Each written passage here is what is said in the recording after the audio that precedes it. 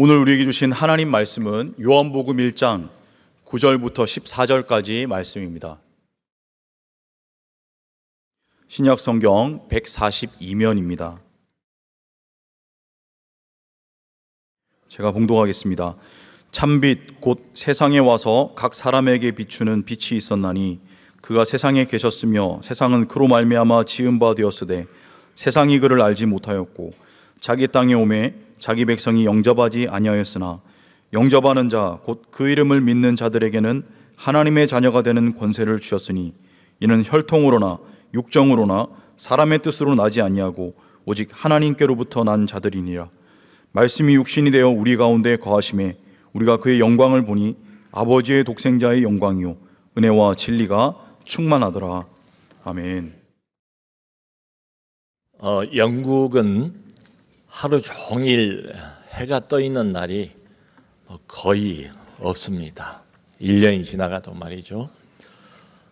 여름이 제일 그나마 날씨가 좋습니다. 그래서 여름철에 보면 사람들 얼굴이 좀 밝아요.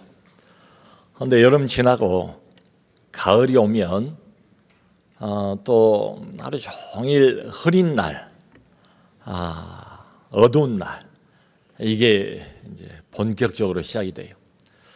그러면서 영국 안에 우울증 환자들이 급증을 해요. 해마다 그렇습니다. 그 이유는 햇빛 일조량, 그게 적기 때문입니다. 여러분, 해가 뜨고 빛이 비추고 이러면 기분이 좋지요. 그런데 조금만 더 생각을 해보면 빛이 있는가 없는가 이건 단순히 우리의 기분 좌우가 되는 그 정도에서 그치는 건 아닌 것 같아요. 빛이 있어야 사람은 삽니다. 빛은 우리의 생존을 위해서 매우 필수적인 요소입니다. 2010년도에 칠레의 산호세라는 지역에서 광산 매몰 사고가 있었습니다. 지하 700m에 광부 33명이 갇혔어요. 그리고 무려 69일 동안, 2달 넘는 69일 동안 그 안에 갇혀 있었습니다. 참 다행히 모두가 전원 무사히 집으로 귀환을 했습니다.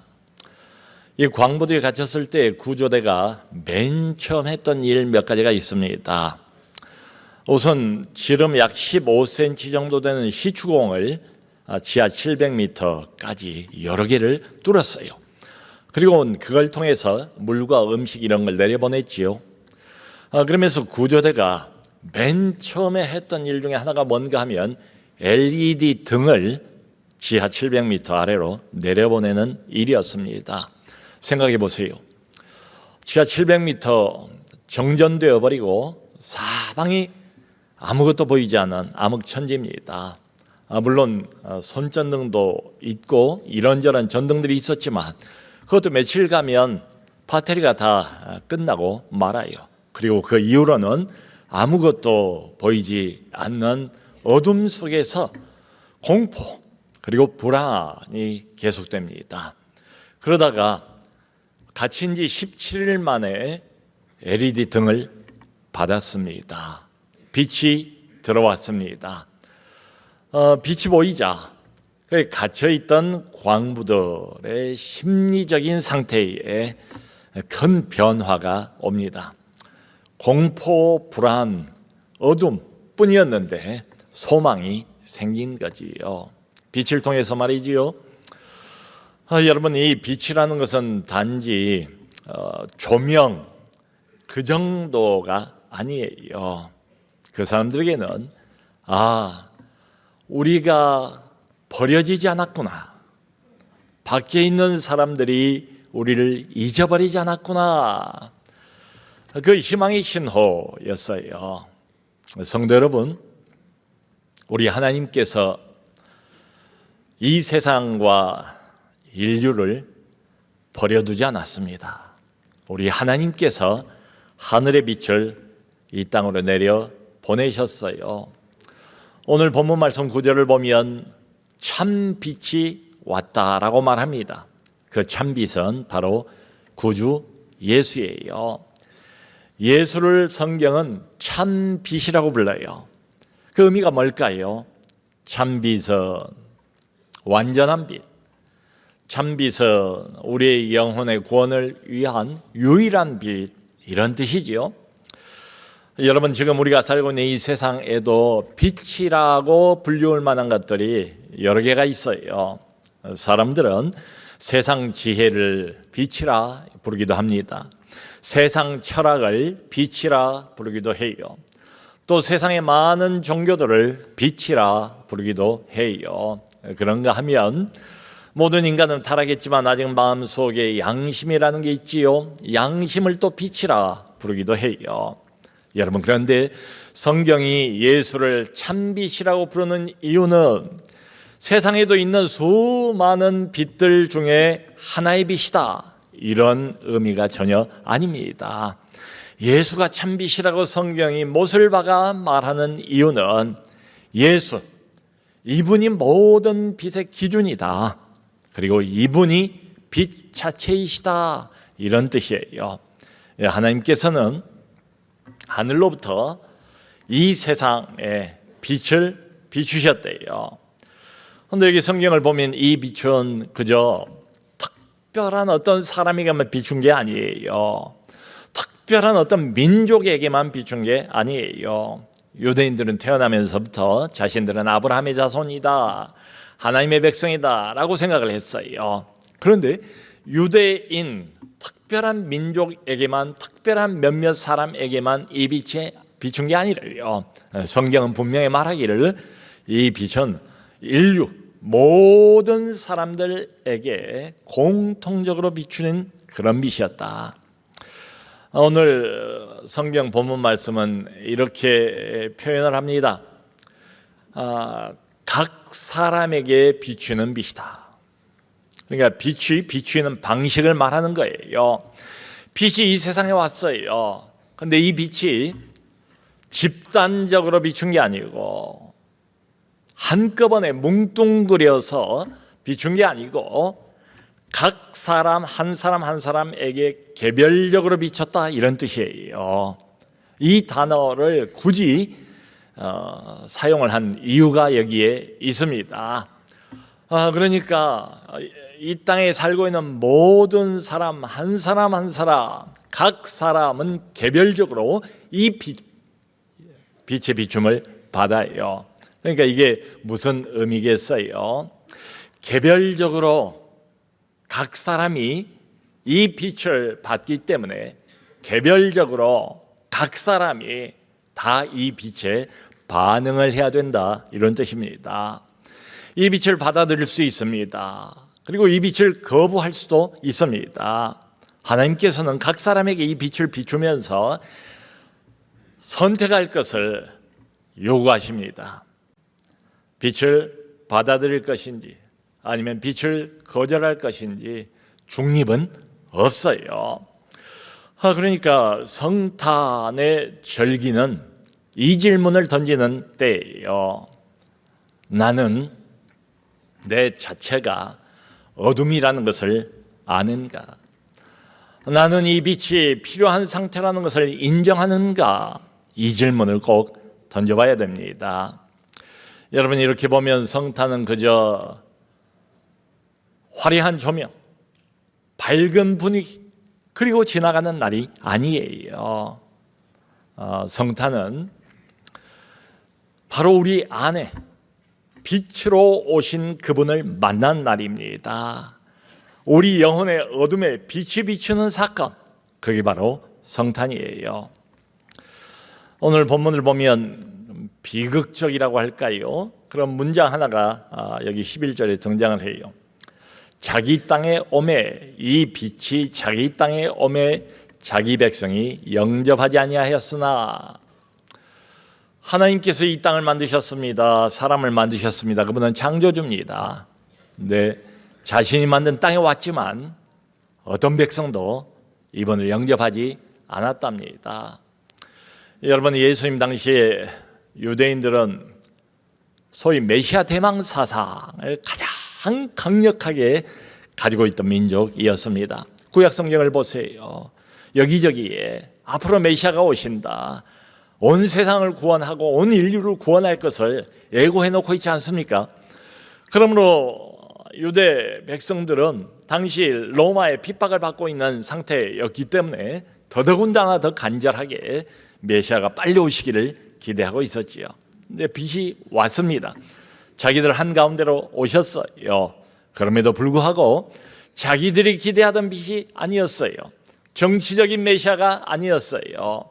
로마 압제하에 있는 유대 민족의 정치적인 판도를 바꿔줄 걸 기대했는데 그런 메시아하고는 거리가 멀어 보였습니다. 그래서 예수를 거절합니다. 참 얼마나 큰 모순입니까? 그토록 온 인류가 기다리던 구원의 빛, 참 빛이 이 세상에 왔어요. 근데 사람들이 그 빛을 거절합니다. 여러분, 오늘날도 마찬가지입니다. 빛이 없는 게 아니에요. 빛이 있어요. 빛이 비추고 있어요. 그럼에도 불구하고 이분이 바로 그 빛이라는 것을 대부분의 사람들은 알지 못합니다. 이게 문제예요. 1912년도에 타이타닉 호가 처음 출항을 할 때에 타이타닉 호는 온 세계에서 가장 크고 호화롭고 그리고 최첨단 시설을 갖추고 있는 그런 호화 여객선이었습니다. 그런데 처음 출항한 지 닷새 만에 커다란 빙벽에 부딪혀서 침몰하고 맙니다. 불과 2시간 40분 만에 그 아름답고 위엄을 자랑하던 타이타닉 호는 물속으로 완전히 사라져버리고 맙니다. 그리고 1,500명 사망이라는 커다란 재난의 결과를 낳고 말지요.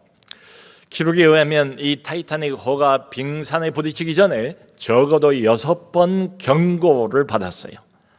경고가 없었던 게 아니에요. 경고가 있었습니다. 6번이나.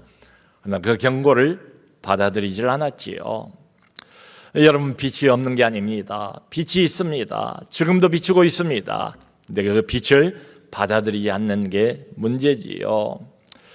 정보가 부족한 게 아니라 정보는 있었는데 그 정보를 받아들이질 않는 거예요. 여러분, 지금도 지구 상공에는 GPS 위성이 계속 돌고 있어요. 위치를 추적하고 위치를 가르쳐주는 그 GPS 위성 말이지요. 근데 문제는 뭔가 하면 그 받아들여야 되는 수신기가 꺼져 있는 상태. 이게 바로 오늘날 인류의 상태입니다. 도대체 왜 이럴까요? 빛이 왔는데 왜 사람들은 이 빛을 거절할까요? 왜 받아들이지 않는 걸까요? 무슨 특별한 이유가 있을까요?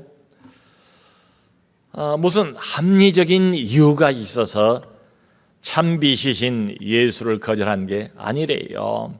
요한복음 3장 19절을 보면 이런 말이 있어요. 사람들은 빛보다 어둠을 더 사랑한다.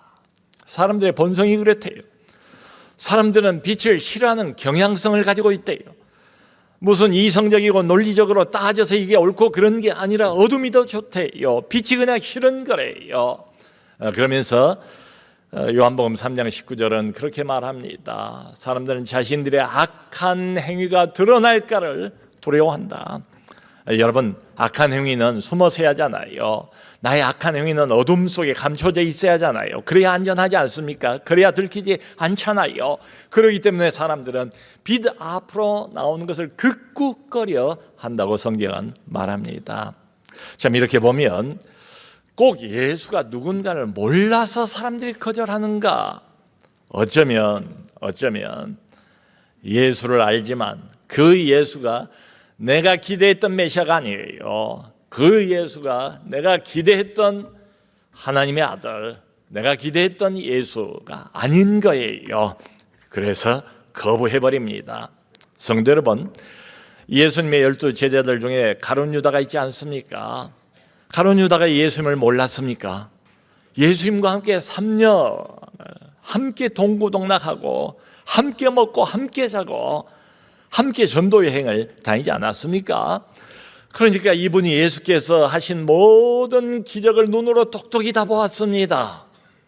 그리고 예수께서 전해주시는 하늘의 복음을 자기 귀로 똑똑히 듣지 않습니까? 그럼에도 불구하고 3년 뒤에 은전 30냥의 로마 병사들에게 자기 스승을 팔아넘기지 않습니까? 도대체 왜 그렇습니까? 이유가 뭡니까?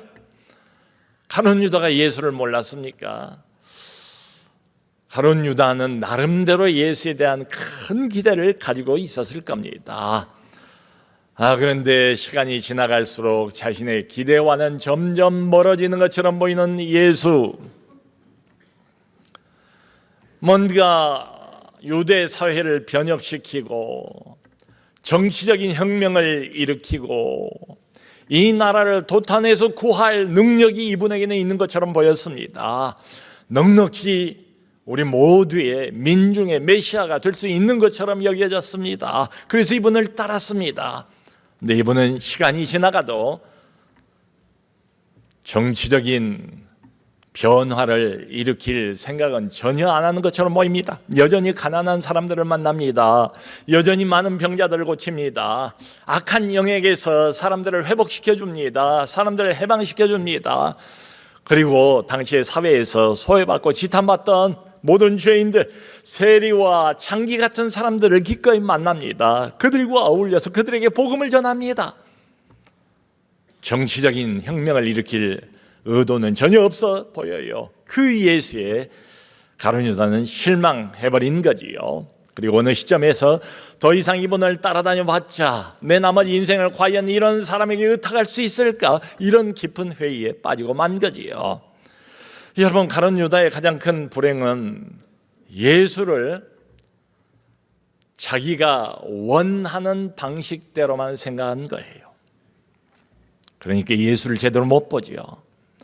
여러분, 예수를 배신하는 것은 예수님을 떠날 때부터 시작되는 게 아니에요.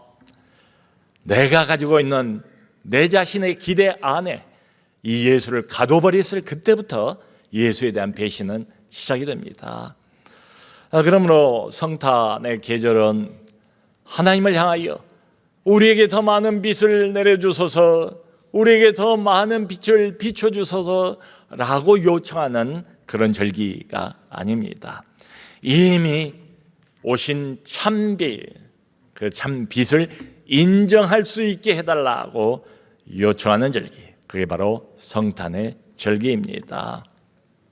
12절 말씀을 보면 이렇게 이야기를 합니다.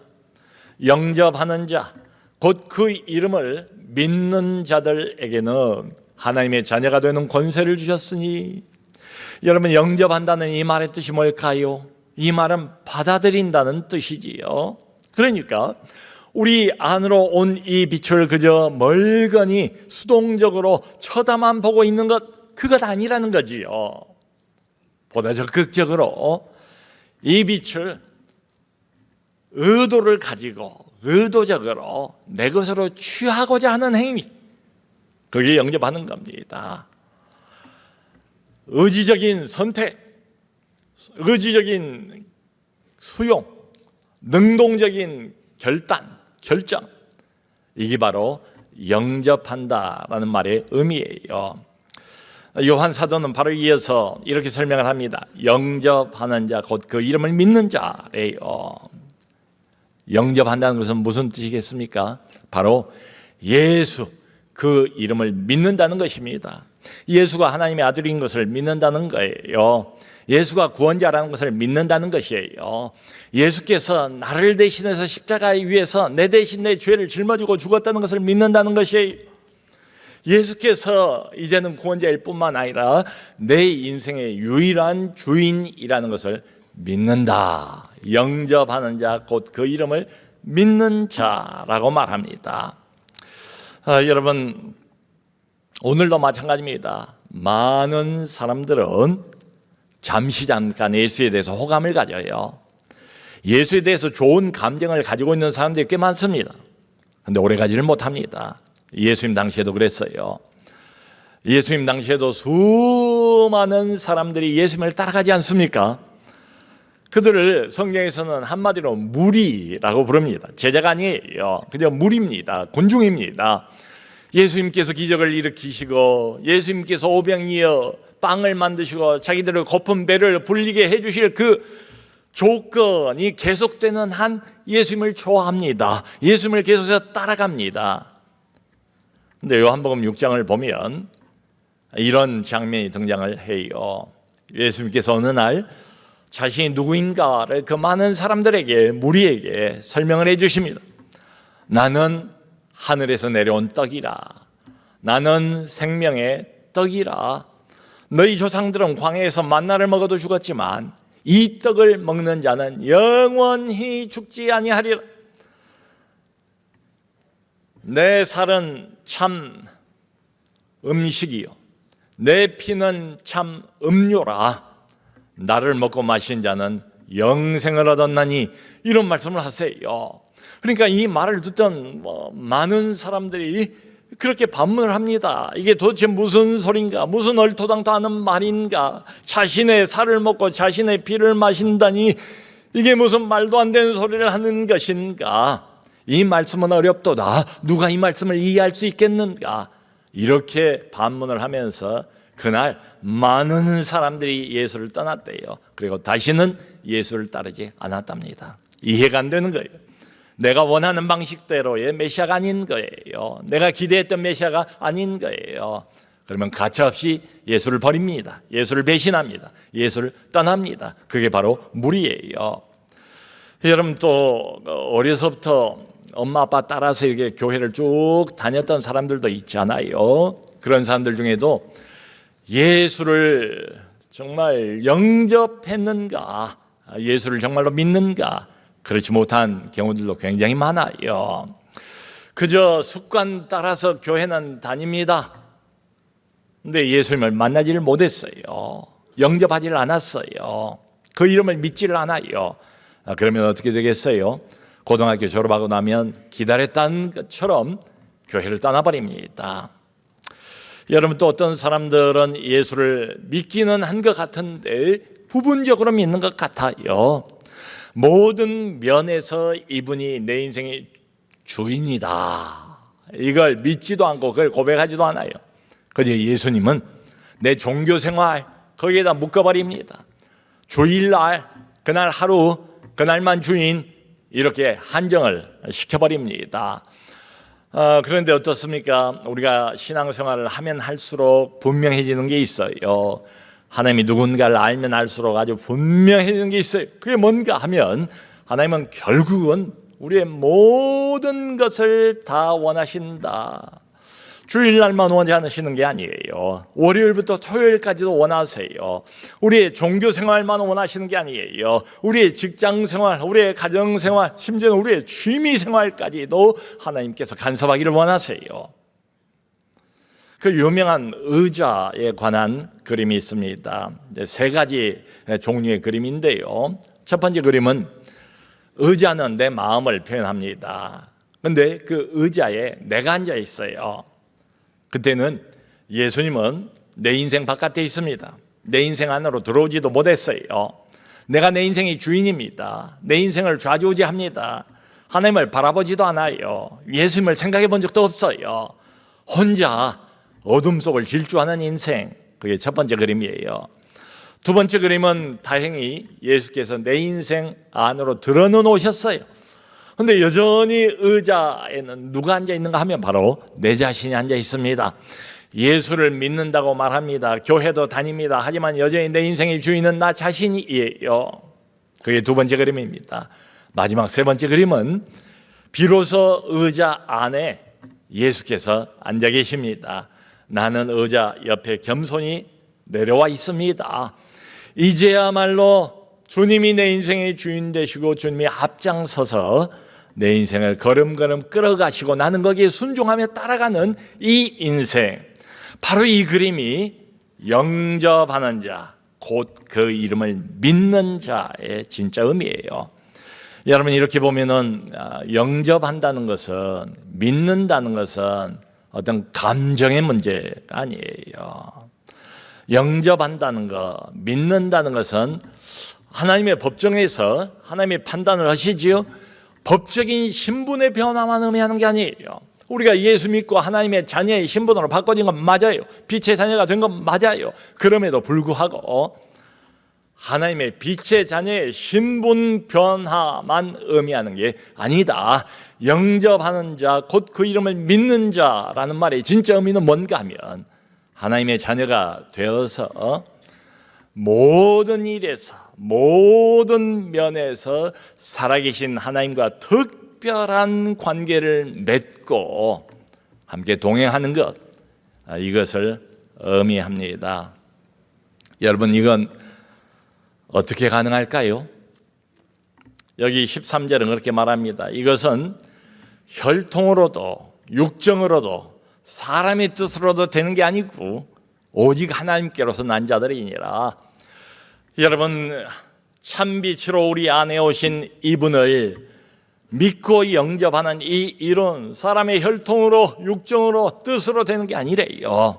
오직 하나님의 은혜로 되는 일이래요. 혈통, 족보, 또 계보, 유대인으로 태어났으니까 전통이 그러니까 예전부터 그랬던 것처럼 자기들이 이렇게 알고 믿고 있는 것처럼 자연스럽게 하나님의 백성이 자동적으로 된다. 그게 아니다. 더 이상 육정, 여러분, 하나님은 창조주시고 사람을 만든 분도 하나님이시잖아요. 그러니까 모든 태어난 사람들은 하나님의 피조물이므로 태어나자마자 자연적인 출생, 그것이 곧 하나님의 자녀가 자동적으로 되는 것이다 라고 생각하는 사람도 있어요. 근데 그런 것도 아니래요. 육정으로 되는 것도 아니래요. 또 많은 사람들은 하나님의 자녀 되기를 원하고 구원 받기를 간절히 원하지만 사람의 뜻으로 원한다고 되는 게 아니래요. 도덕적인 어떤 노력에 의해서 최선을 다하고 애를 쓴다고 하나님의 백성, 하나님의 자녀가 되는 것도 아니랍니다. 오직 한 가지, 하나님의 은혜로 되는 일이다. 하나님이 하신 일이다. 결정권은 하나님에게 있다. 이런 뜻이죠. 여러분, 병원 응급실에 가보면 여기 삼성병원도 급할 때 이제 가끔 그 응급실에 우리 환자 신방도 하고 그러는데요. 아주 전쟁터입니다. 제주도에서 지방에서 와서 응급실에 자리가 없으니까 바닥에 뭘 깔고 이렇게 앉아서 혹은 누워서 대기를 하고 있는 거예요. 여러분, 많은 사람들이 응급실에 올 때 의식이 없습니다. 예를 들어 심정지 환자, 중증 외상 환자, 의식이 없는 채로 실려와요. 이 사람들의 생존 여부는 환자에게 달려있는 게 아니지요. 환자가 자신의 생존 여부를 결정하는 것도 아니지요. 의사가 어떻게 판단을 하는가, 의사의 즉각적인 처방, 그리고 의사가 얼마만큼 헌신적으로 이 환자에게 개입하여 치료하는가, 거기에 달려있죠. 마찬가지로 여러분, 우리 영적인 생명의 생존 여부, 우리 영혼의 살고 죽는 문제, 이것은 우리 소관이 아니에요. 우리 손에 달려있지 않아요. 결정권은 하나님 자신에게 있다는 겁니다. 그 새로 태어나는 신생아의 출생을 생각해 보세요. 신생아의 출생, 이제 막 태어날 아기가 자기 부모를 결정합니까? 이제 막 태어나는 신생아가 자기가 태어날 환경을, 출생 환경을 결정합니까? 그게 아니지요. 전적으로 부모의 결정이지요. 우리가 새로 태어나는 것, 거듭나는 것, 두 번째 하늘의 생명을 얻는 것도 마찬가지입니다. 우리 소관이 아니고 우리 손에 달려있는 게 아니고 전적으로 하나님의 결정이다. 하나님 손에 달려 있다는 것입니다. 여기 14절 말씀을 보면 마지막 구절에서 그렇게 말합니다. 말씀이 육신이 되어 우리 가운데 거하심에, 말씀이 육신이 되어 우리 가운데 오셨대요. 이것은 말씀이신 참 빛이신 예수께서 우리와 똑같은 육신을 입고 연약한 육신이 되어서 우리 가운데로 오셨다, 이런 뜻이죠. 여러분, 더 이상 하나님은 멀리 계시지 않고 저기 공중에서 세상을 지배하고 통치하시는 게 아니래요. 하나님은 직접 사람이 되어서 우리 한복판으로 뛰어 들어 오셨대요. 그 구약을 보면 광야 40년 동안 여행을 하지 않습니까? 이스라엘 백성들이. 그 고달픈 광야 여행을 하면서 이스라엘 백성들이 늘 잘 모시고 다녔던 게 성막이지요. 하나님의 임재를 상징하고 하나님의 함께하심을 상징하는 게 바로 이 성막이었습니다. 그런데 중요한 것은 그 성막의 위치입니다. 가다가 구름 기둥과 불 기둥이 머무르면 그 자리에 머물러야 돼요. 그러면 그 자리에 몇 달 또 1년 머무르는 때가 있습니다. 그런데 머무를 때 이스라엘 12지파잖아요. 12지파의 진용을 어떻게 펼치는가 하면 항상 그랬습니다. 이스라엘 백성들 한 복판의 중앙에 항상 성막을 설치를 해요. 그리고 12지파가 동서남북 3지파씩 나누어서 진용을 펼칩니다. 이게 무슨 뜻이겠어요? 하나님은 이 특별한 하나님의 백성 공동체 한복판에 늘 함께 계신다, 그런 의미지요. 여러분, 예수께서 태어나셨을 바로 그때에 여관이 없었잖아요. 그래서 마리아와 요셉이 예수를 낳아서 아기 예수를 강보에 싸서 어디에 둡니까? 말구유에 두잖아요. 말구유. 하나님의 아들 참비 영광의 보좌를 박차고 이 땅에 오신 바로 그분이 말구유에 누이셨다. 그게 의미하는 건 뭘까요? 가장 천한 장소, 광야 인생길을 걸어가면서 고달픈 일들이 얼마나 많습니까? 광야 인생길을 걸어가면서 지쳐있는 영혼들이 얼마나 많습니까?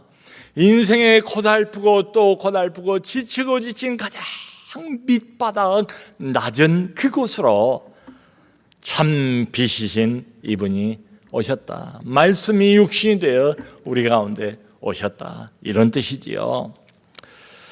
허드슨 테일러가 중국 선교를 갔을 때가 그때가 청나라 때입니다. 지금부터 한 170년 전이에요. 당시 청나라 남자들은 변발이라는 걸 했어요. 그러니까 머리를 남자들이 여기 이마에서 정수리까지 다 밀어요. 그리고는 나머지 머리는 한 가닥으로 묶어서 허리까지 길게 누려뜨리는 그게 변발입니다. 다른 사람들은 그렇게 안 했어요. 근데 허드슨 테일러는 유독 중국 복장을, 중국 옷을 입고 중국 사람처럼 변발을 했어요. 상상을 해보세요. 키가 커다란 서양 남자, 파란 눈을 가진 서양 남자가 중국 사람처럼 변발을 하고 나타난 거예요. 여러분, 허드슨 테일러가 왜 이랬을까요? 이유는 하나밖에 없지요. 복음을 위해서 자신을 중국화시킨 거예요. 복음을 위해서 자신이 몸담고 있었던 서양 문명을 버린 겁니다. 하나님이 그러셨다는 거예요. 하나님의 영광의 보좌를 버리셨습니다. 그리고 사람의 옷을 입고 사람이 되셨어요. 2001년도에 9.11 테러가 났을 때에 그때 뉴욕 시장 루돌프 줄리아니였습니다. 너무도 큰 재난을 만나서 경황이 없는 뉴욕 시민들. 근데 재난이 터지고 난 다음에 이 시장은 안전한 곳에 대피해 있지 않았습니다. 재난이 터지자마자 맨하탄 남부 지역을 쉴 새 없이 오고 가면서 계속해서 구조대, 소방대원, 시민들을 나타냈습니다. 시민들과 소통을 했습니다. 그들을 격려했습니다. 그러니까 정신없고 경황 없는 재난의 한복판에서도 시장이 우리와 함께하고 있다는 그 메시지에 많은 사람들이 격려를 받은 거지요. 나중에 이 줄리아니 시장이 얻은 별명은 미국의 시장이다. 미국의 시장이다. 여러분, 여전히 죄의 재난으로 몸살을 앓고 있는 이 세상, 바로 그 한복판으로 우리 하나님께서 직접 오셨다는 겁니다. 의사도 그렇잖아요. 환자를 이렇게 진단을 하고 무슨 처방전을 줄 때에 다른 사람을 통해서 처방전을 주는 것하고 의사가 직접 와서 이 처방전을 자세하게 친절하게 설명해 주는 것하고 무게가 다르잖아요. 신뢰가 다르잖아요. 예수께서 직접 이 땅에 오셔서 우리 영혼을 치료할 수 있는 처방전, 복음을 직접 설명해 주셨다는 거지요. 그리고 온 몸으로 자신의 생애로 복음이 무엇인가, 하나님의 은혜가 무엇인가, 살 길이 무엇인가를 직접 보여주셨다는 겁니다. 여러분, 이 모든 이야기들이 공통적으로 가리키고 있는 것은 동일합니다. 말씀이 육신이 되어 우리 가운데로 오셨다.